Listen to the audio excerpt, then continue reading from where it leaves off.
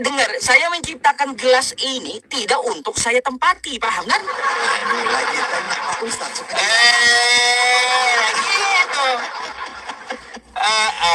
Oke, Pak, ya sudahlah. Nah, itu kan analogi. Maksudnya Pak Ustadz apa untuk iman kekristenan sesuai dengan tema itu? Artinya gini, karena kata Yesus Bapa lebih besar daripada aku. Terus kalau di perjanjian lama kan kita melihat juga Tuhan itu maha besar. Maka ketika Tuhan menciptakan surga, gak bakal dia mau menempati itu surga. Gak bakal. Karena dia apa? Lebih besar dari surga tersebut. Gitu. Loh, imannya Pak Ustadz, Tuhan itu punya singgasana loh. Masa Pak Ustadz nggak tahu datanya? Punya singgasana. Di mana ayatnya? Loh, masa Pak Ustadz nggak tahu sih? Bentar, saya tanya dulu di mana ayatnya. Enggak, saya tanya Pak Ustadz nggak tahu datanya itu. Singgasana, apakah itu merupakan tempat? Ya makanya saya tanya.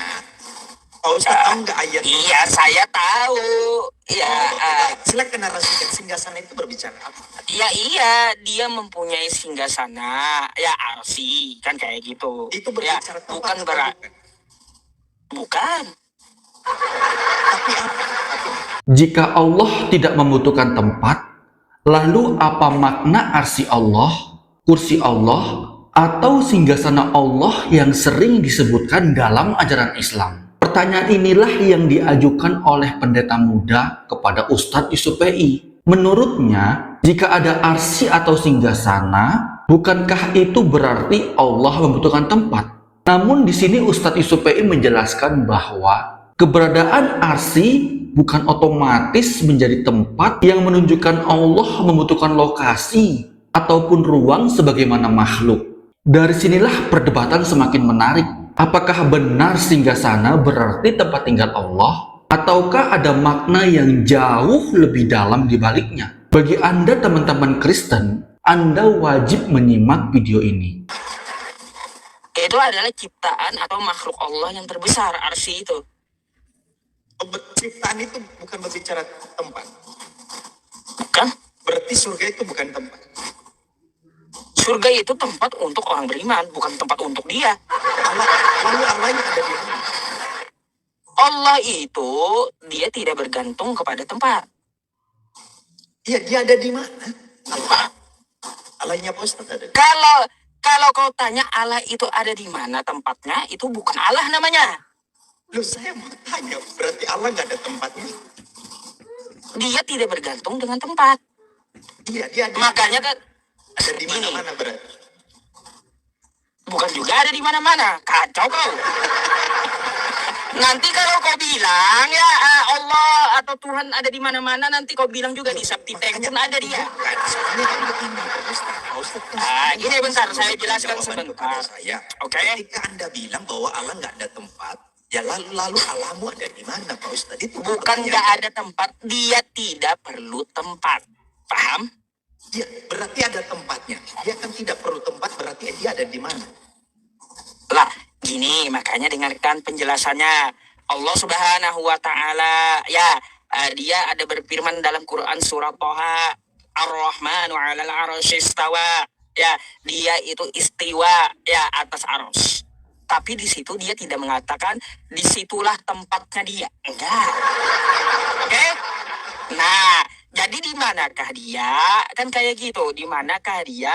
Dia itu tidak bergantung kepada tempat. Allah maujud bila makan. Allah itu ada tanpa tempat. Contohnya kayak gini Pak Pendeta, saya mau bertanya sedikit. Ya, Anda mempunyai ruh? Iya. Di manakah letak ruh Anda? Di dalam diri saya. Di mana? Di dalam diri saya. Di mana? Tempatnya di mana? Di dalam diri saya. Di dalam diri, iya di bagian mana tempatnya? Di dalam diri saya. Tempatnya bagiannya mana? Di dalam diri saya. Tahu kita tempatnya, tempat ruh Anda itu tepatnya di mana letaknya? Karena dia di dalam diri Anda. Iya, menurut Ustadz di mana? Lah, makanya saya tanya di mana ruh kamu? Terus di dalam diri saya. Di dalam diri, tepatnya di dalam diri saya. ya, tepatnya di Di dalam diri saya. tepatnya di mana? Pak Ustadz. Bentar, malah ngakak kan saya jadinya. Bentar dulu. Biar Anda paham, makanya saya balikan kepada Anda. Kata Anda, ruh Anda di dalam diri Anda. Di bagian mana tepatnya? Tempatnya di mana? Tepatnya. Apakah di jantung? Apakah di paru-paru? Apakah di otak? Atau di ginjal? Menurut Pak Ustadz di mana? Saya tanya sama Anda. Ya saya minta menurut Pak Ustadz. Hmm? Menurut Pak Ustadz di mana? Enggak bisa dijawab tempatnya di mana gitu. Saya nggak mau jawab. Saya cuma jawab itu. Oh, nggak mau jawab. Itu ada di dalam diri saya. Sekarang jawab. Di mana? Begitulah Tuhan, dia tidak bergantung dengan tempat ya. Dia tidak bergantung dengan tempat, tapi dia menyelimuti semuanya. Berarti ada Itu di Tuhan. mana-mana. Oke. Bukan ada di mana, salah pula. Di mana-mana. Menyelimuti Termasuk dia ada di semuanya dalam itu saya. ilmunya. Tidak ada yang luput dari pantauannya. Paham? Oke, menyelimuti semuanya berarti itu sesuai dengan data juga, termasuk kakinya satu di neraka begitu ya.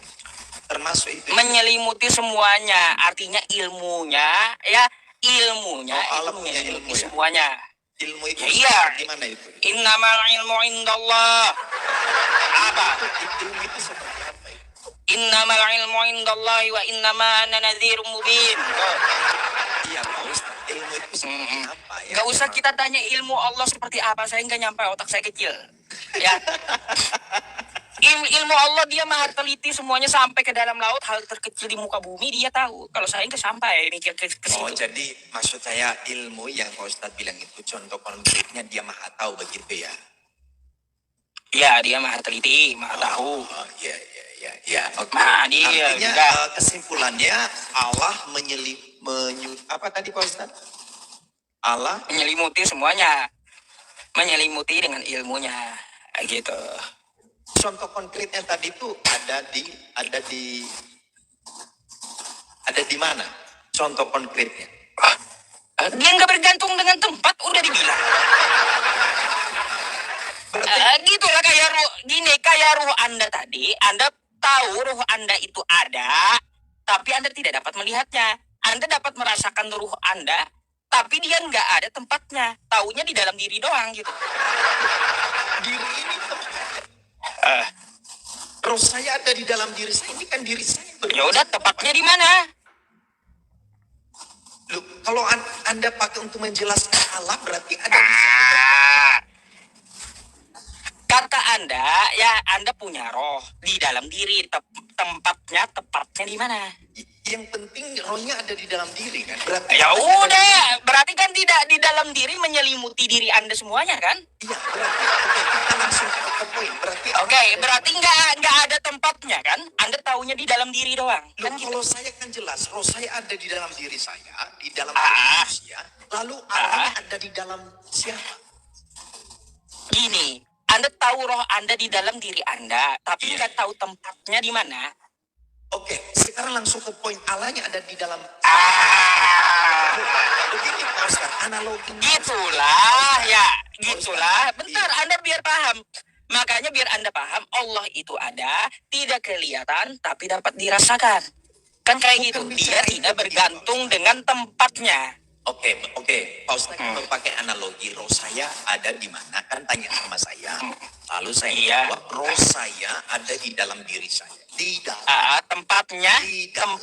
Bukan di dalam diri Anda itu tempatnya di mana? Di dalam. Tempatnya di Kita mana? nggak pakai istilah Tempatnya tempat. di mana? Pak Ustaz, kita nggak pakai istilah tempat. Bentar, pakai di kita dalam. itu menganalogikan Anda jawab di dalam diri tepatnya di mana? Pak Ustaz, dengarkan saya.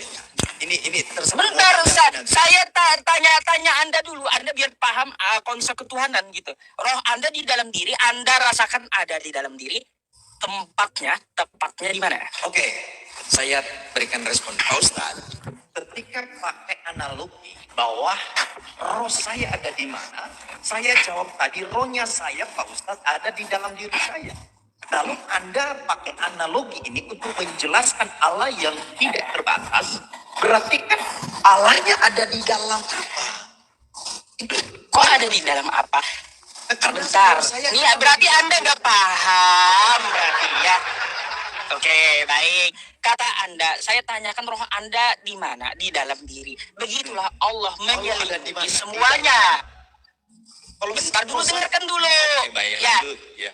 makanya ketika Anda mengatakan di dalam diri, berarti Allah itu menyelimuti semuanya. Oke? Baik langit, baik bumi, baik arsy, baik semuanya. Oke? Berarti ada di bumi, Ah. ada di langit, ada di mana-mana. Bukan ada di bumi, tapi dia menyelimuti dari ilmunya, menyelimuti langit dan bumi. Paham? Ini abstrak. Coba contoh. Itulah artinya, ya, itulah artinya Anda menjawab ruhmu ada di dalam diri. Ruhmu menyelimuti otakmu, menyelimuti jantungmu, menyelimuti paru-parumu, menyelimuti ginjalmu. Paham? Oke, saya berarti Pak Ustadz. Sekarang udah, kalau bentar dulu. Allahnya, Pak. Kalau Anda paham sampai situ, ya, sampai situ, ada nggak ruh Anda tadi bertempat di satu tempat dalam diri Anda? Kan sudah saya jelaskan tadi. Rohnya saya. Apa penjelasannya? Sudah cukup tadi bahwa rohnya saya ada di dalam diri saya. Nah, menyelimuti otak, Anda betul? pakai analogi ini. Dengarkan dulu Pak Ustadz. Saya sekarang ya. Ya, ternyata Anda pakai analogi untuk menjelaskan Allah juga Ya, ada iya. ada di dalam bumi, ada di dalam langit. Bukan ada di dalam bumi. Loh, itu kan analoginya yang Anda pakai. Artinya Allah itu menyelimuti langit dan bumi. Paham? Menyelimuti itu bagaimana? Seperti Dengan apa? Dengan pengetahuannya, dengan ilmunya. dengan Jadi diri Anda, jadi diri Anda itu diibaratkan ya adalah alam semesta ini. Itu diri Anda. ilmunya ada di dalam langit, ada di dalam bumi gitu. Ilmunya menyelimuti langit dan bumi. Terus? Itu abstrak. Contohnya seperti apa? Bukan abstrak, seperti roh Anda menyelimuti diri Anda. Sama. Loh, kalau roh saya ada di dalam tubuh saya, di dalam diri saya. Ya udah, kalau kata Anda di dalam tubuh Anda bagian mana? Bukan sedang berbicara bagian ini, Pak Ustadz. Bukan, kita ini berbicara tempat Tuhan. Kalau kata Anda roh Anda dalam tubuh Anda, di bagian mana dia bertempat? Di dalam diri saya. Iya, di bagian mana? Nggak ada tempat di dalam diri saya. Di dalam diri Iya, nggak ada tempat. Rohmu aja nggak ada tempat. Gitulah Tuhan, dia nggak Oke. perlu tempat. Oke. Paham? Oke. Oke, kita nggak usah pakai. Pak Ustadz, Aduh, kan baru paham. Oke, Pak Ustadz, kita kan nggak mau pakai istilah tempat. Sekarang kita pakai istilah di dalam. Ini yang berlaku di sini di dalam. Berarti sebenarnya sesuai analogi Pak Ustadz, kita nggak berbicara tempat. Oke lah, clear di situ. Maka kita sedang berbicara Allahnya ada di dalam bumi, ada di dalam langit, ada di dalam neraka. Kan begitu. Karena analogi Nggak ada Allah. Salah Anda berarti nangkap analoginya. Nggak paham berarti Anda. Saya pikir Anda paham tadi, ternyata rupanya nggak paham. Karena Anda pakai Ini dengarkan penjelasan saya sekali lagi, oke?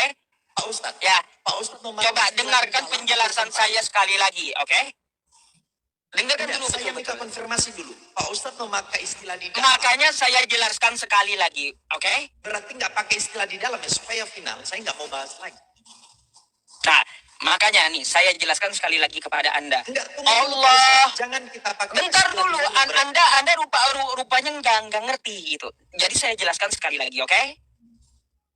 Bukan. Nah nih, Harus Allah sepakat ya dengan saya dulu. tidak perlu tempat. Enggak, saya nggak bakal sepakat dengan Anda. Berarti kita nggak pakai Oke. istilah di dalam ya. Ya udah gini, makanya dengarkan penjelasan saya. Kalau Anda mau, ya kalau Anda mau, saya sepakat nggak bakalan itu terjadi gitu. Berarti nggak Oke? pakai istilah di dalam, nggak pakai istilah tempat. Oke, Kita sepakat. sekarang gini, makanya dengarkan penjelasan saya. Nggak, kita samakan Allah. dulu, istilahnya. Nanti dulu, Anda nanti. bisa tangkap setelah saya menjelaskan.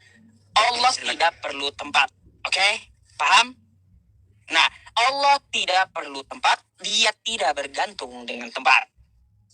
Sebagaimana Anda punya ruh, Anda yakini ruh Anda itu ada. Begitu pula Allah itu ada. Ketika saya tanyakan di mana ruh Anda, Katanya menyelimuti tubuh Anda, menyelimuti jantung Anda. Tubuh Anda itu diumpamakan, dianalogikan adalah langit dan bumi, alam semesta. Ya, yang diselimuti oleh ilmunya Allah. Bukan Allahnya ada, paham? Yang langit dan bumi diselimuti oleh ilmunya Allah. Paham ya sampai situ? Bukan berarti Allahnya ada di bumi, ada di langit, bukan kayak gitu. Ya, salah paham Anda. Nah, lalu ketika saya tanyakan kepada Anda, di mana ruh Anda letaknya yang menyelimuti tubuh Anda? Nggak ketahuan, nggak jelas, nggak ada tempatnya gitu. Apakah di jantung, apakah di paru-paru? Begitulah Allah, dia tidak perlu tempat ya, baik di langit maupun di bumi, karena dia adalah Allah, bukan makhluk. Tuh. Baik, begini teman-teman, arsy adalah makhluk ciptaan Allah, bukan tempat yang dibutuhkan oleh Allah. Allah Subhanahu wa Ta'ala menciptakan arsy sebagai makhluk yang agung dan sebagai simbol kebesaran serta kekuasaannya. Ketika Al-Quran menyebutkan Allah di atas arsy, mayoritas ulama menegaskan bahwa hal itu tidak boleh dipahami sebagai makhluk yang duduk, menempati ruang, ataupun membutuhkan tempat. Logikanya sederhana, tempat adalah ciptaan. Sebelum langit, bumi, arsy, dan seluruh alam diciptakan, Allah sudah ada. Jadi, Allah tidak mungkin bergantung pada tempat yang baru diciptakan sendiri.